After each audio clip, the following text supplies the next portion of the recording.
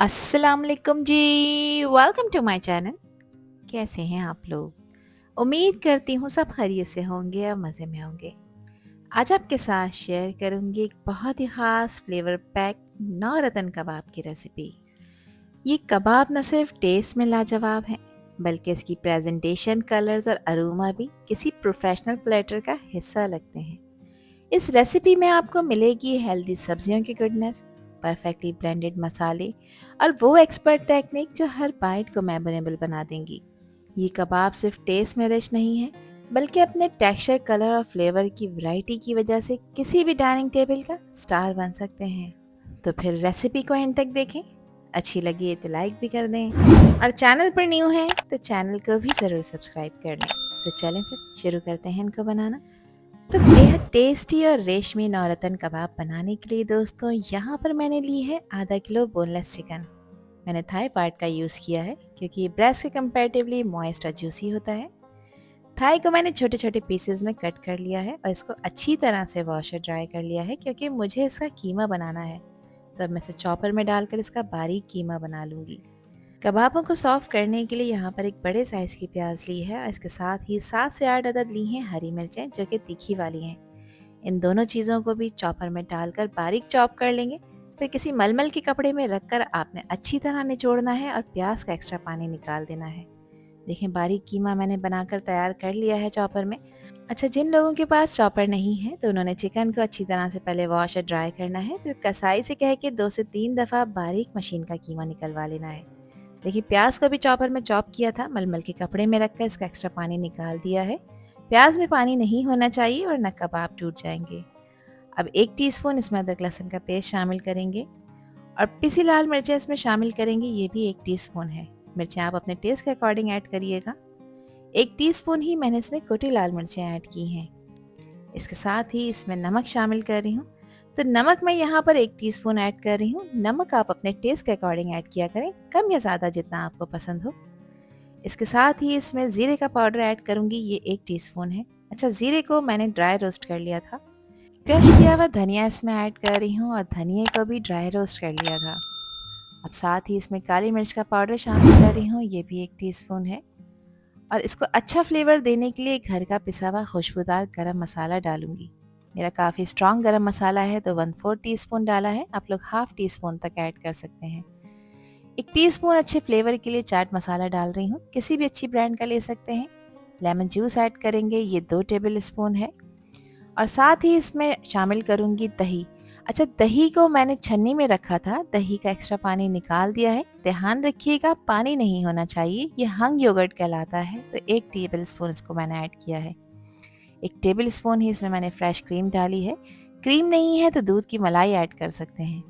और 1 table spoon इसमें मैंने कुकिंग ऑयल शामिल किया है ताकि कबाबों में चिपचिपापन ना आए। अब इसके मॉइस्चर को एब्जॉर्ब करने के लिए आधा कप में ब्रेड क्रम्स यूज़ कर रही हूँ। यानी 2 से 3 ब्रेड के स्लाइसेस लेकर उनको आपने ब्रेड क्रम्स बनाने हैं और फिर इसमें ऐड करना है ताकि कीमे का मॉइस्चर ब्रेड क्रम्स अच्छी तरह से एब्जॉर्ब कर लें और कबाबों का कीमा स्टिकी ना रहे। अब अच्छी तरह से इसकी मिक्सिंग कर लेंगे ताकि जो भी स्पाइसेस डाले हैं वो सब आपस में वेल कंबाइन हो जाएं। मिक्सिंग आपने ऐसे करनी है जैसे हम रोटी पकाने के लिए आटा गूंथते हैं, सेम इसी तरह से। इससे कीमे का टेक्सचर इम्प्रूव होता है और कबाब अच्छे बनकर तैयार होते हैं। तो देखिए, यहाँ पर मैंने प्रॉपर मिक्सिंग कर ली है और कीमे का टेक्सचर मैं आपको चेक करा देती हूँ। कीमा इतना बारीक और इस तरह से नॉन स्टिकी होना चाहिए।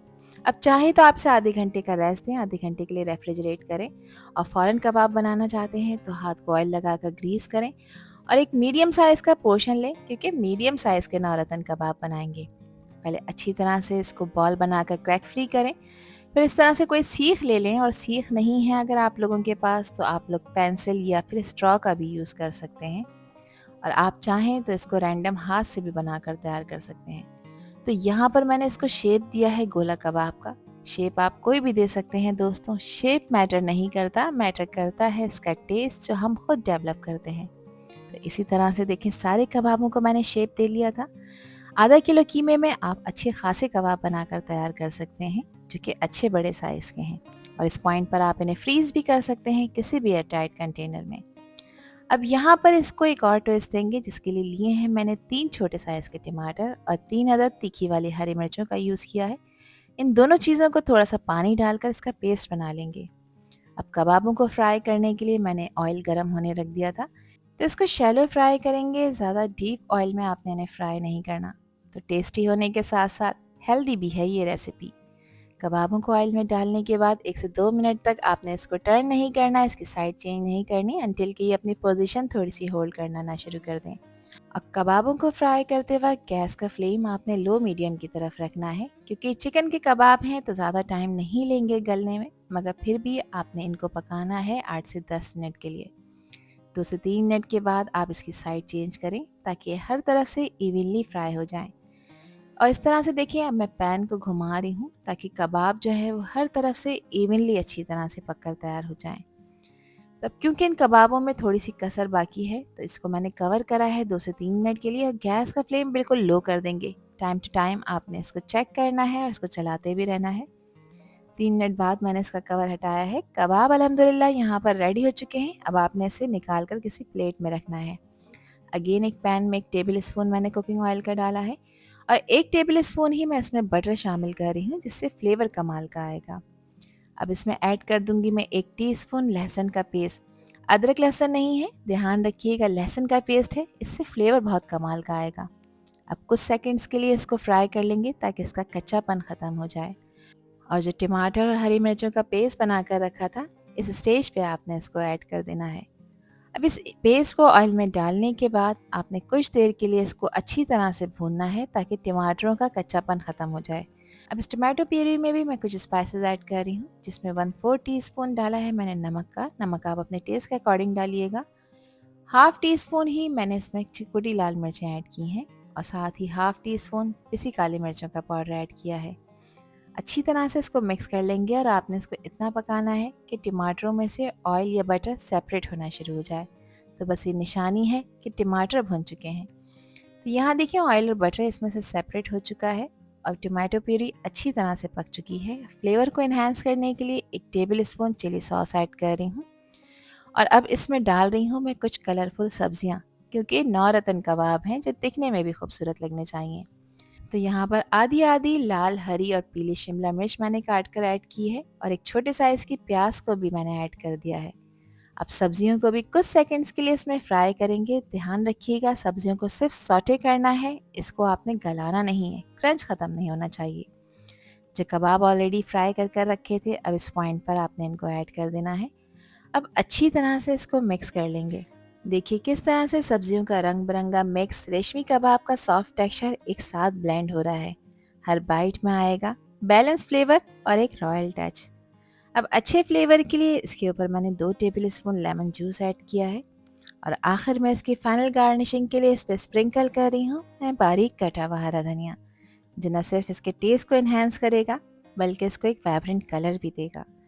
अच्छी तरह से इसको मिक्स कर लेंगे। अब आपने इसको कवर कर रखना है सिर्फ 2 मिनट के लिए, ताकि जो भी चीज़ें हमने ऐड की हैं वो सब आपस में ब्लेंड हो जाएं, और गैस का फ्लेम ऑफ कर देना है। और 2 मिनट बाद मैंने इसका कवर हटाया है, और अब वक्त है इन रेशमी नौरतन कबाबों को डिश आउट करने का। देखिए किस तरह से रिच, क्रीमी और कलरफुल मिक्सर अपने टेक्सचर और अरोमा के साथ प्रेजेंटेशन में भी शाइन कर रहा है। जेंटली इसे एक सर्विंग प्लेट में निकालें ताकि कबाबों की सॉफ्टनेस बरकरार रहे और सब्जियों का कलर ब्यूटीफुली विजिबल हो। मैंने इसको एक बड़े साइज़ के प्लेटर में सर्व किया है ताकि इसका हर एलिमेंट, कबाब, सब्जी और ग्रेवी क्लियरली नज़र आए। यहाँ पर एक कबाब मैं आपको चेक करा देती हूँ। देखिए कबाब ऊपर से क्रिस्पी है और अंदर से बहुत ही सॉफ्ट और जूसी बनकर तैयार हुआ है। इसको देखते ही आपको खाने का दिल चाहेगा। तो फिर रेसिपी ट्राई करें। अब मुझसे शेयर करें अपना फीडबैक कि आप लोगों ने कैसे कबाब बनाए। अल्लाह हाफिज़, अल्लाह ने के पान।